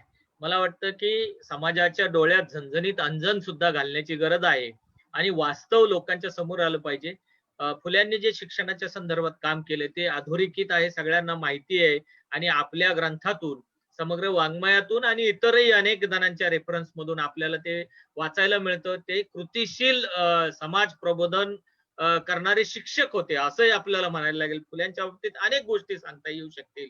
म्हणजे अगदी त्यांनी शिवाजी महाराजांची समाधी शोधून काढली, शिवजयंती सुरुवात केली. आता ती दुसऱ्याच्या नावावर खपवली जाते आपण म्हटल्याप्रमाणे, तो भाग वेगळा. परंतु फुल्यांचं जे कार्य आहे ते सगळ्यांना एक प्रेरणादायी आणि अधोरेखित करणार असं कार्य आहे. त्यांच्यामुळे अनेक लोक तयार होऊ शकली, त्यांचा आदर्श घेऊन अनेक लोक पुढे गेली, ज्यामध्ये आपल्याला बाबासाहेबांचं नाव घेता येईल, ज्याच्यामध्ये आपल्याला शाहू महाराजांचं नाव घेता येईल, ताराबाई शिंदे आहेत, अनेकांची नावं आपल्याला ज्याच्यामध्ये घेता येईल. या सगळ्या गोष्टी अत्यंत महत्वाच्या आहे. आज आपण इथे आलात, माणुसकीच्या शाळेमध्ये आमच्या अभ्यास वर्गात आपण सहभागी झालात आणि आमच्या सगळ्या लोकांना फुल्यांच्या कार्याबद्दल आपण माहिती दिली, आणि माहिती देताना आम्हाला काही विषय सुद्धा आपण अभ्यासासाठी दिले. मला वाटतं हे खूप महत्वाचं आहे आणि हेच आम्हाला मार्गदर्शन सातत्याने आपल्याला मिळेलच. त्याशिवाय आपण शाळेमध्ये नक्कीच या. पुढे सुद्धा आपण अनेक वेळा या सगळ्या चर्चांमधून किंवा अभ्यास वर्गातून एकत्र भेटत राहू. खूप मला म्हणजे आपल्या कामाबद्दल तर आदर आहेच, प्रश्नच नाही. आणि आपण आज जो अभ्यास आमच्या समोर मांडला, त्याला मी आमच्या सगळ्यांच्या वतीने सलाम करतो आणि आभार मानत नाही, कारण आभार मानण्याची प्रथा आमच्याकडे नाहीच. आपण आमच्या कुटुंबातले आहात. जसं दादा म्हटले की हे आपलं कुटुंब आहे. खरंय, मीही हे आपलं कुटुंब मानतो आणि आपल्या कुटुंबातल्या व्यक्तीचा आभार मानण्यापेक्षा मी आपली कृतज्ञता व्यक्त करतो. फेसबुक वरती आतापर्यंत 600च्या वर लोकांनी शेअर केलं आणि आता हे जवळपास 25-30 हजार लोकांपर्यंत सहजपणे हे आपलं आजचा अभ्यास वर्ग पोहोचणार आहे. या सगळ्या साथींना सुद्धा मी त्यांचीही कृतज्ञता व्यक्त करतो आणि आजचा अभ्यास वर्ग इथे संपला असं मी जाहीर करतो. धन्यवाद सगळ्यांचे, धन्यवाद. जय भारत. जय भारत. जय भारत.